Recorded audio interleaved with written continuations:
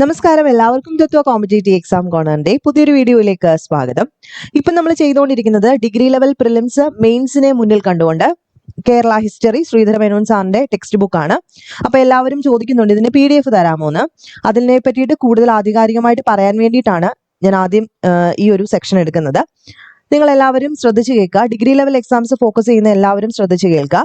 നമ്മുടെ ചാനൽ വഴി നമ്മളൊരു പ്ലാറ്റ്ഫോം ഉണ്ടാക്കാൻ പോവുകയാണ്. അതിനകത്ത് history, geography, economics, civics, science and technology, Indian constitution മുതലായിട്ടുള്ള എല്ലാ ടോപ്പിക്കുകളുടെയും SCERT, NCERT ഇതുമായിട്ട് ബന്ധപ്പെട്ട് വരുന്ന സ്പെഷ്യൽ ബുക്സിന്റെ ഫുൾ മെറ്റീരിയൽസ്, അതുമായിട്ട് ബന്ധപ്പെട്ട് വരുന്ന ചാപ്റ്റേഴ്സിന്റെ ലിസ്റ്റ്, അതുമായിട്ട് ബന്ധപ്പെട്ട് വരുന്ന എല്ലാ നിങ്ങൾ പഠിക്കുന്ന അനുസരിച്ച് എല്ലാ ചാപ്റ്റേഴ്സിന്റെയും ടെസ്റ്റ് സീരീസുകൾ എല്ലാം കൂടെ നിങ്ങൾക്ക് വളരെ കുറഞ്ഞ റേറ്റിന്, ഒരു പുസ്തകം നിങ്ങൾ വായിക്കുന്ന റേറ്റിന് നിങ്ങൾക്ക് തരാനായിട്ട് പോവുകയാണ്. ഇനി ഞാൻ ഓരോന്നിനെ പറ്റിയിട്ടും എടുത്തു പറയുകയാണെങ്കിൽ നമുക്കറിയാം ഹിസ്റ്ററിയിൽ തന്നെ 10 മാർക്കാണ് പ്രിലിംസിന് വരുന്നത്.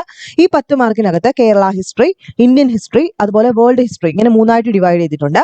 കേരള ഹിസ്റ്ററിയിൽ ആധികാരികമായിട്ടുള്ള ഒരു പുസ്തകമാണ് ഈ പറയുന്ന ശ്രീധര മേനോൻ സാറിന്റെ കേരള ചരിത്രം എന്ന് പറയുന്നത്. കേരള ചരിത്രത്തിന്റെ PDF, അതിന്റെ ഇംഗ്ലീഷ് വേർഷന്, ഇതുമായിട്ട് ബന്ധപ്പെട്ട എല്ലാം വായിക്കാൻ സമയമില്ലാത്തവർക്ക് ഈ ചാപ്റ്റേഴ്സിന്റെ, അതായത് നമുക്ക് PSCയുമായിട്ട് ബന്ധപ്പെട്ട കേരള ഹിസ്റ്ററിയിൽ ഏതൊക്കെ ചാപ്റ്റേഴ്സ് വേണോ അതിന്റെ എല്ലാം തന്നെ ബ്രീഫ് നോട്ട്, അതിനുശേഷം നിങ്ങൾ പഠിച്ചതിന് ശേഷം എക്സാം അറ്റൻഡ് ചെയ്യാനായിട്ട് എക്സാമിന്റെ ഒരു സീരീസ്, ഓരോ ചാപ്റ്ററും ബേസ് ചെയ്തിട്ടുള്ള എക്സാം സീരീസ്, ടെസ്റ്റ് സീരീസ്, അതിൽ നിങ്ങൾക്ക് എത്രത്തോളം മുന്നേറാൻ കഴിയുന്നുണ്ട് എന്നുള്ളത് നിങ്ങൾക്ക് മനസ്സിലാക്കാനായിട്ടുള്ള അനലറ്റിക്സ്, നിങ്ങൾ എത്രത്തോളം ശരിയാക്കിയിട്ടുണ്ട്, ഇനി എത്രത്തോളം നന്നാവാനുണ്ടെന്നുള്ള അനലറ്റിക്സ് നിങ്ങൾക്ക് എക്സാമിന് ശേഷം കിട്ടും.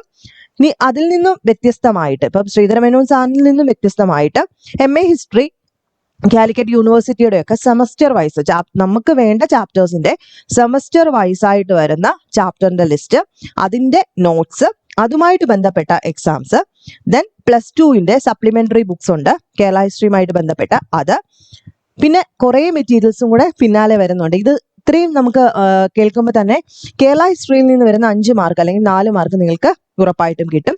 ഇനി ഇന്ത്യൻ ഹിസ്റ്ററിയിലേക്ക് വരുന്ന സമയത്ത് ഈ എല്ലാത്തിൻ്റെയും തന്നെ NCERT, SCERT ടെക്സ്റ്റ് ബുക്കുകളുടെ കംപ്ലീറ്റ് ആയിട്ടുള്ള നോട്ട്സ് നിങ്ങൾക്ക് തരുന്നതായിരിക്കും. അതിന്റെ കൂട്ടത്തിൽ തന്നെ ഇന്ത്യൻ ഹിസ്റ്ററിയിൽ നിങ്ങൾക്കറിയാം മോഡേൺ ഇന്ത്യൻ ഹിസ്റ്ററി സ്പെക്ട്രം എന്ന് പറയുന്ന ഒരു ബുക്കുണ്ട്. അത് വളരെ ഫേമസ് ആയിട്ടുള്ള ഒരു ബുക്കാണ്. അതിന്റെ മെറ്റീരിയൽ, അതിന്റെ ചാപ്റ്റർ വൈസ് നോട്ട്സ് നിങ്ങൾക്ക് കിട്ടും, അതിന്റെ ടെസ്റ്റ് സീരീസ്, പിന്നെ നിങ്ങൾക്ക് ഇതുമായിട്ട് ബന്ധപ്പെട്ട് വരുന്ന NCERT, SCERT ചാപ്റ്റേഴ്സ്, ദെൻ അതുമായിട്ട് ബന്ധപ്പെട്ട് വരുന്ന തമിഴ്നാട് SCERTയുടെ റിലേറ്റഡ് ആയിട്ട് വരുന്ന ചാപ്റ്റേഴ്സ് നിങ്ങൾ പഠിക്കേണ്ടത് മാത്രം മതി. ഓൾഡ് NCERTയിൽ നിന്ന് വരുന്ന ചാപ്റ്റേഴ്സ്, ദെൻ അതുമായിട്ട് ബന്ധപ്പെട്ട ബാക്കി എന്തൊക്കെ ഉണ്ടോ മെറ്റീരിയൽസ്, അതിന്റെ എല്ലാം തന്നെ മെറ്റീരിയൽസും അതിന്റെ ബ്രീഫ് നോട്ടും, അതുമായിട്ട് ബന്ധപ്പെട്ട എക്സാം സീരീസ് നിങ്ങൾ അറ്റൻഡ് ചെയ്യുമ്പോൾ തന്നെ നിങ്ങൾക്ക് ആ ഒരു സബ്ജക്ട് കോൺഫിഡന്റ് ആയിട്ട് തീരും. ദെൻ വേൾഡ് ഹിസ്റ്ററിയിലേക്ക് വരുമ്പോഴും NCERT സ്പെഷ്യൽ ആയിട്ടുള്ള BA ഹിസ്റ്ററിയുടെ നോട്ട്സ്, അതുമായിട്ട് ബന്ധപ്പെട്ട ടെസ്റ്റ് സീരീസ്. ഇനി ജോഗ്രഫിയിലേക്ക് വരുമ്പോൾ ജോഗ്രഫിയിൽ +1 +2 ടെക്സ്റ്റ് ബുക്കാണ് നിങ്ങൾ ആധികാരികമായിട്ട് പഠിക്കേണ്ടതെങ്കിൽ പോലും 6ാം ക്ലാസ് മുതൽ ഏതൊക്കെ, 6ാം ക്ലാസ് വേണമെങ്കിൽ 8ാം ക്ലാസ് മുതൽ ഏതൊക്കെ ചാപ്റ്റേഴ്സ് വേണോ അതിന്റെ എല്ലാം brief not, then GC Leong പോലെയുള്ള UPSC ടെക്സ്റ്റ് ബുക്കുകളാണ് നമ്മളിപ്പോൾ ഫോളോ ചെയ്യുന്നത്. അപ്പൊ UPSC ടെക്സ്റ്റ് ബുക്ക്, അതിന്റെ അതുമായിട്ട് ബന്ധപ്പെട്ടുള്ള എക്സാം സീരീസ്, മജീദ് ഹുസൈൻ എന്ന് പറയുന്ന സാറിന്റെ ഇന്ത്യൻ ഹിസ്റ്ററി പോലെയുള്ള ടെക്സ്റ്റ് ബുക്കിന്റെ മെറ്റീരിയൽ, അതുമായിട്ട് ബന്ധപ്പെട്ട എക്സാം സീരീസ്. ഇനി ഇന്ത്യൻ കോൺസ്റ്റിറ്റ്യൂഷനിലേക്ക് വരുമ്പോൾ ആധികാരിക ഗ്രന്ഥം ഏതാണ് നിങ്ങൾക്ക് എല്ലാവർക്കും അറിയാം, ലക്ഷ്മികാന്തിന്റെ ഇന്ത്യൻ പൊളിറ്റി, അതിന്റെ മെറ്റീരിയൽ, അതുമായിട്ട് ബന്ധപ്പെട്ട ചാപ്റ്റേഴ്സ് ലിസ്റ്റ്, അതുമായിട്ട് ബന്ധപ്പെട്ട എക്സാം സീരീസ്, പിന്നീട് ഇന്ത്യൻ കോൺസ്റ്റിറ്റ്യൂഷനുമായിട്ട് ബന്ധപ്പെട്ട് വരുന്ന പ്രധാനപ്പെട്ട വെബ്സൈറ്റുകൾ, ആ വെബ്സൈറ്റിൽ നിന്ന് ഇപ്പോൾ സ്ഥിരം PSC ചോദിക്കുന്നുണ്ട്, അതുമായിട്ട് ബന്ധപ്പെട്ടിട്ടുള്ള എക്സാം സീരീസ്, സിവിക്സുമായിട്ട് ബന്ധപ്പെട്ട വെബ്സൈറ്റുകളുടെ ലിങ്ക്, അതുമായിട്ട് ബന്ധപ്പെട്ട് വരുന്ന എക്സാം സീരീസ്, സയൻസ് ആൻഡ് ടെക്നോളജിയിൽ UPSC മോഡൽ, അതായത് നമുക്ക് ബയോഡൈവേഴ്സിറ്റി പോലെയുള്ളത് അല്ലെങ്കിൽ ക്ലൈമറ്റ് ചേഞ്ച് പോലെയുള്ള കാര്യങ്ങളൊക്കെ സ്ഥിരം ചോദിക്കാറുണ്ട്. അതും മജീദ് ഹുസൈന്റെ ടെക്സ്റ്റുമായിട്ട് ബന്ധപ്പെട്ട മെറ്റീരിയൽ, ബാക്കിയുള്ള ടെസ്റ്റ് സീരീസുകൾ, എക്കണോമിക്സുമായിട്ട് ബന്ധപ്പെട്ട് വരുമ്പോൾ SCERT, NCERT, അതിനപ്പുറത്തേക്ക് ബഡ്ജറ്റ്, എക്കണോമിക് സർവേ പോലെയുള്ള കാര്യങ്ങൾ ഇപ്പൊ സ്ഥിരമായിട്ട് ചോദിക്കുന്നുണ്ട് കറണ്ട് അഫയേഴ്സിൽ. അപ്പൊ അതുമായിട്ട് ബന്ധപ്പെട്ട എക്സാം ടെസ്റ്റ് സീരീസ്, ഇതെല്ലാം കൂടി ഉൾപ്പെടുത്തിയിട്ട് ഒരൊറ്റ പ്ലാറ്റ്ഫോമിലാണ് നിങ്ങൾക്ക് തരാനായിട്ട് പോകുന്നത്. പിന്നെ എങ്ങനെ ഒരു എക്സാമിനെ അഭിമുഖീകരിക്കണം, ടൈം ടേബിൾ എങ്ങനെ പഠിക്കണം പ്രിലിംസിനും മെയിൻസിനും വേണ്ടിയിട്ട്, ഇതെല്ലാം കൂടെ ചേർത്തിട്ടാണ് ഞാനൊരു പാക്കേജ് പോലെ സെറ്റ് ചെയ്യുന്നത്. അപ്പോൾ താല്പര്യമുള്ളവർ ഇതെല്ലാം നിങ്ങൾക്ക് വളരെ കുറഞ്ഞ റേറ്റിന് ഒരു ബുക്ക് വാങ്ങിക്കുന്ന ഒരു റേറ്റിന് തരാൻ പോവുകയാണ്. അപ്പോൾ ഡിഗ്രി ലെവൽ എക്സാംസ് ഇനി നമുക്ക് ഒരു ക്രാക്ക് ചെയ്യാനുള്ള ഒരു ബുദ്ധിമുട്ടുള്ള ഒരു മേഖലയായിട്ട് മാറുന്നില്ല. നിങ്ങൾക്ക് ഈ സെർച്ചിങ് ടൈം ഒഴിവാക്കാനായിട്ട് സാധിക്കും. അപ്പോൾ ആർക്കൊക്കെയാണോ താല്പര്യമുള്ളത്, നമ്മൾ ഈ ഒരു നെക്സ്റ്റ് വീക്ക് തന്നെ ഇത് ലോഞ്ച് ചെയ്യാൻ പോവുകയാണ്. താല്പര്യമുള്ളവർ താഴെ ഒന്ന് കമന്റ് ഇടുക. ആയിരുന്നെങ്കിൽ പോലും പിന്നീട് വന്നവരൊക്കെ എന്തായിരുന്നു, വലിയ കഴിവൊന്നും ഇല്ലാത്തവരായിരുന്നു. അത്യാഗ്രഹികൾ ഉണ്ടായിരുന്നു, അഴിമതിക്കാരുണ്ടായിരുന്നു, ഭരണകാര്യങ്ങളിൽ പിടിപാടില്ലാത്തവരൊക്കെ ആയിരുന്നു ഇവരിലധികം പേരും. കേരളത്തിൽ പോർച്ചുഗീസ് ഗവൺമെന്റ് സ്വന്തമായ സൈനിക ശക്തി ഉണ്ടായിരുന്നില്ല. അപ്പൊ കേരളത്തിലെ ഈ പോർച്ചുഗീസ് ഗവൺമെന്റിന് ഒരു സൈനിക ശക്തിയൊന്നും സ്വന്തമായിട്ട് ഉണ്ടായിരുന്നില്ല. പോർച്ചുഗീസ് ഭടന്മാർ ധീരന്മാരും സാഹസികന്മാരായിരുന്നെങ്കിലും അച്ചടക്കമോ പരിചയമോ ലഭിച്ചവരല്ലായിരുന്നു. അപ്പൊ ഇതൊക്കെ റീസൺസ് ആണ് എന്തുകൊണ്ട് കേരളത്തില് പോർച്ചുഗീസുകാർ അധപതിച്ചു, അല്ലെങ്കിൽ ഇന്ത്യയിൽ മൊത്തം ഇവരുടെ ഒരു സ്ഥാനം പോയി. അതിനുള്ള കാരണങ്ങളാണ് ഈ പറയുന്നത്. സൈനിക ഉദ്യോഗസ്ഥന്മാർക്കും അല്ലാത്തവർക്കും പോർച്ചുഗീസ് ഗവൺമെന്റ് പണമായി ശമ്പളം നൽകിയിരുന്നില്ല. എന്താ, സൈനിക ഉദ്യോഗസ്ഥന്മാർക്കും അല്ലാത്ത ഉദ്യോഗസ്ഥന്മാരുണ്ടല്ലോ, ഇവർക്കൊന്നും തന്നെ പോർച്ചുഗീസ് ഗവൺമെന്റ് പണമായിട്ട് ശമ്പളം കൊടുത്തില്ല. ഇതിന്റെ ഫലമായിട്ട് ഉദ്യോഗവൃത്തങ്ങളിൽ അഴിമതി ഒരു സുകുമാര കലയായി സ്ഥിരപ്രതിഷ്ഠ നേടി. സ്വകാര്യ ലാഭത്തിന് മാത്രം നോട്ടമുണ്ടായിരുന്ന പോലീസ് ഉദ്യോഗസ്ഥന്മാരുടെ സ്വന്തം നിലയിൽ വാണിജ്യം നടത്തിയും സംശയാതവ്യമായ മറ്റിടപാടുകളിൽ ഏർപ്പെട്ടും അവരൊക്കെ ധാരാളം ധനം സമ്പാദിച്ചു. ഓരോ ഉദ്യോഗവും അത് നോക്കുന്നയാൾക്ക് നേരല്ലാത്ത വഴിയിലൂടെ കയ്യും കണക്കുമില്ലാത്ത സമ്പത്ത് നേടിക്കൊടുത്തു. ഭരണകാര്യത്തിലോ സൈന്യത്തിലോ ഉദ്യോഗം നടക്കുന്ന ഏതൊരാൾക്കും സ്വകാര്യ വ്യാപാരത്തിലൂടെ പണം സമ്പാദിക്കാനുള്ള അവകാശം പോർച്ചുഗീസ് ഗവൺമെന്റ് തന്നെ നൽകിയിരുന്നു എന്നത് നേരം പോക്കുള്ള കാര്യമാണ്. അപ്പൊ പിന്നീട് ഈ ബ്രിട്ടീഷുകാരുടെ കാലം വന്നപ്പോഴും നമ്മൾ പറയത്തില്ലേ, റോബർട്ട് ക്ലൈവ് ഒക്കെ ഒരുപാട് അഴിമതി കാണിച്ചിട്ട് ലാസ്റ്റ് ആത്മഹത്യ ചെയ്തവരാണ്. അപ്പൊ ബ്രിട്ടീഷുകാരുടെ കാലത്ത് മാത്രമല്ല, പോർച്ചുഗീസുകാരുടെ കാലത്തും മൊത്തത്തിൽ അഴിച്ചു വിട്ടേക്കുമായിരുന്നു എല്ലാവരെയും. അവർക്കൊക്കെ ഇഷ്ടമുള്ള അത്രയും പണം സമ്പാദിക്കാനുള്ള ഒരു ഫിക്സഡ് റേറ്റ് പോലെ പണമായിട്ട് കൊടുത്തിരുന്നില്ല, സാലറി പോലും. അവർക്ക് ഇങ്ങനെ ഇഷ്ടമുള്ള രീതിയിൽ കൈക്കൂലി വാങ്ങിച്ചോ എങ്ങനെ വേണമെങ്കിലും ധനം സമ്പാദിക്കായിരുന്നു. പോർച്ചുഗീസ് രാജാവിന്റെ ഭരണ പദ്ധതികളിൽ ശ്രദ്ധിക്കുന്നതിനേക്കാൾ സ്വകാര്യ താല്പര്യങ്ങൾക്ക് മുൻഗണന കൊടുക്കുന്നതിന് ഈ സമ്പ്രദായം ഓരോ ഉദ്യോഗസ്ഥനും പ്രേരണ നൽകി. ഇന്ത്യയിലെ ഉദ്യോഗങ്ങൾ പോർച്ചുഗലിൽ നിന്നും പരസ്യമായി ലേലം ചെയ്തു. കൂടുതൽ തുക കൊടുക്കുന്നവരുടെ പേരിൽ സ്ഥിരപ്പെടുത്തി കൊടുക്കുന്ന സമ്പ്രദായം പോലും പോർച്ചുഗീസ് ഗവൺമെന്റ് നടപ്പിലാക്കി. ഉദ്യോഗങ്ങളിൽ നിയമിച്ചുകൊണ്ടുള്ള ഉത്തരവുകളുമായി അനാഥകളായ പോർച്ചുഗീസ് പെൺകിടാങ്ങളെ ഇന്ത്യയിലേക്ക് അയക്കുകയും ഇവിടുത്തെ പോർച്ചുഗീസുകാർ ആ ഉത്തരവുകൾ സ്ത്രീധനമായി സ്വീകരിച്ച് അവരെ വിവാഹം കഴിക്കുകയും ചെയ്തിരുന്നു. കണ്ടോ, ഉദ്യോഗങ്ങളിൽ നിയമിച്ചുകൊണ്ടുള്ള ഉത്തരവുകളുമായി അനാഥകളായ പോർച്ചുഗീസ് പെൺകിടാങ്ങളെ ഇന്ത്യയിലേക്ക് അയക്കുകയും ഇവിടുത്തെ പോർച്ചുഗീസുകാർ ഉത്തരവുകൾ സ്ത്രീധനമായിട്ട് സ്വീകരിച്ച് അവരെ വിവാഹം കഴിക്കുകയും ചെയ്തിരുന്നു. പോർച്ചുഗീസ് ഉദ്യോഗസ്ഥന്മാർക്കിടയിൽ അനിയന്ത്രിതമാം വിധം സാർവത്രികമായ സ്വജന പക്ഷപാതം. ഓരോ ഗവർണറും തന്റെ മക്കളെയും മരുമക്കളെയും മറ്റു ബന്ധുക്കളെയും കൂടെ കൊണ്ടുവന്നു. വിശ്വാസ്യതയും ഉത്തരവാദിത്വവും ആവശ്യമുള്ള ഉദ്യോഗങ്ങളിൽ നിയമിച്ചിരുന്നു. കാര്യശേഷിയുടെ പ്രശ്നമേ ഉണ്ടായിരുന്നില്ല. അപ്പൊ അവിടെ ഒരു ഇന്റർവ്യൂ നടത്തിയ ഒന്നും അല്ല, അവർക്ക് ഇഷ്ടമുള്ള ആൾക്കാരെ അങ്ങ് നിയമിക്കുകയാണ്. ഇപ്പൊ നിലവിലത്തെ അവസ്ഥ പോലെ ഉദ്യോഗസ്ഥന്മാർക്കിടയിലെ തികഞ്ഞ ധാർമ്മിക അധപതനമായിരുന്നു ഈ നയങ്ങളുടെ എല്ലാം ഫലം. പോർച്ചുഗീസുകാരുടെ മതപരമായ നയം ഉദാരമോ സാംസ്കാരിക അധിഷ്ഠിതമോ ആയിരുന്നില്ല. അവർ അങ്ങേയറ്റത്തെ മതഭ്രാന്തന്മാരും. ഇത് കൃത്യമായിട്ട് പഠിച്ചു വെച്ചോണേ. ഇവരുടെ മതനയമാണ് ചോദ്യം. കഴിഞ്ഞ പ്രാവശ്യം ചോദിച്ചു. ഇവരുടെ താഴോട്ട് വേറെ എക്സ്ട്രാ പറയുന്നുണ്ടെങ്കിലും നോക്കി വെക്കുക. ഇവരുടെ മതപരമായ നയം എന്ന് പറയുന്നത് ഉദാരമോ സംസ്കാര അധിഷ്ഠിതമോ ഒന്നും ആയിരുന്നില്ല. അങ്ങേയറ്റത്തെ മതഭ്രാന്തന്മാരും സെന്റ് തോമസ് ക്രിസ്ത്യാനികൾ ഉൾപ്പെടെ അന്യമത സമുദായങ്ങളോടുള്ള പെരുമാറ്റത്തിൽ സങ്കുചിത മനസ്കരുമായിരുന്നു ആര്, പോർച്ചുഗീസുകാര്. പോർച്ചുഗീസ് പൗരന്മാരുടെയും നാട്ടുകാരിൽ നിന്നും മാർഗം കൂടിയവരുടെയോ മാത്രം സങ്കേതമായിരുന്നു ഓരോ പോർച്ചുഗീസ് കോട്ടയും. ക്രിസ്തു മതം സ്വീകരിക്കാനോ സ്ത്രീകളെ പോർച്ചുഗീസ് ഭടന്മാർക്ക് വിവാഹം ചെയ്തു കൊടുക്കാനോ വിസമ്മതിച്ചു. ഇതര മതക്കാരെ അവരെ കോട്ടയ്ക്കകത്തു നിന്നും ആട്ടിയകറ്റി.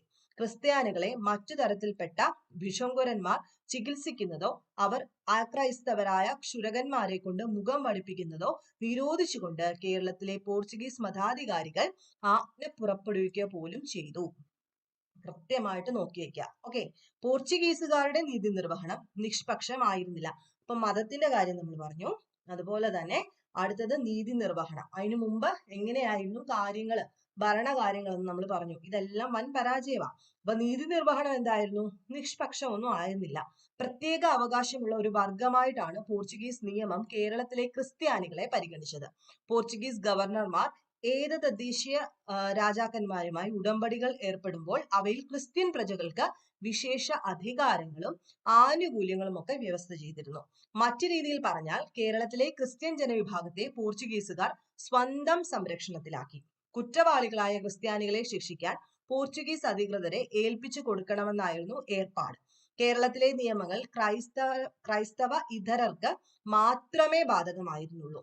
പോർച്ചുഗീസുകാരുടെ ശിക്ഷാവിധങ്ങൾ മനുഷ്യത്വഹീനവും അപരിഷ്കൃതവുമായിരുന്നു. ക്രിസ്ത്യാനികളെ ഫേവർ ചെയ്തിട്ട് ബാക്കിയുള്ളവർക്ക് മാത്രമാണ് നിയമങ്ങൾ നടപ്പിലാക്കിയിരുന്നത്.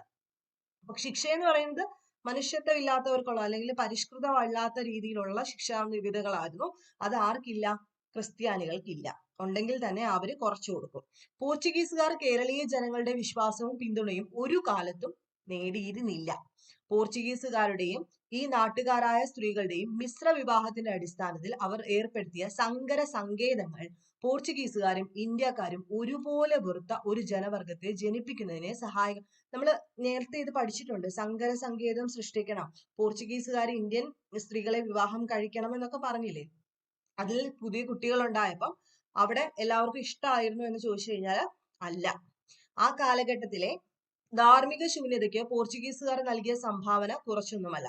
കേരളത്തിൽ 1.5 നൂറ്റാണ്ട് നീണ്ടുനിന്ന പോർച്ചുഗീസ് വാഴ്ചകാലത്ത് അവരുടെ ഭരണാധികാരികൾ കണക്കില്ലാത്ത വിധം നശീകരണ കർമ്മങ്ങളിലും മറ്റു ക്രൂര പ്രവൃത്തികളിലും ബോധപൂർവം ഏർപ്പെട്ടിട്ടുണ്ട്. മനസാക്ഷിക്ക് യാതൊരു വേദനയും ഇല്ലാതെ അവർ കേരളീയരെ കൊന്നൊടുക്കി.